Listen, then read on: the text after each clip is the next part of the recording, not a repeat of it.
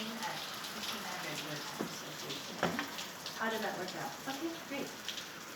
Okay, wonderful. All right, take care. Thank you. Bye.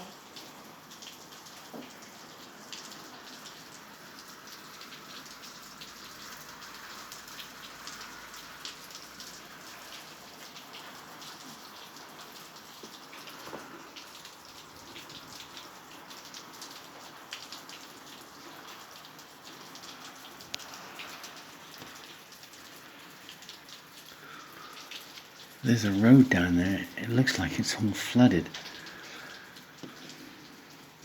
That's the ocean out there.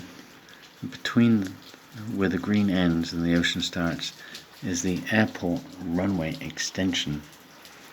And you can maybe make out what it still is a swimming pool. I mean, normally there's no water in it. Used to be an active swimming pool, and then the airport runway extension came along. You can see an airport vehicle, or maybe you can, just on the runway there. But yeah, that swimming pool is no longer used, and it looks as though the little road behind it is flooded out. There were hailstones just a minute or so ago. Look at that.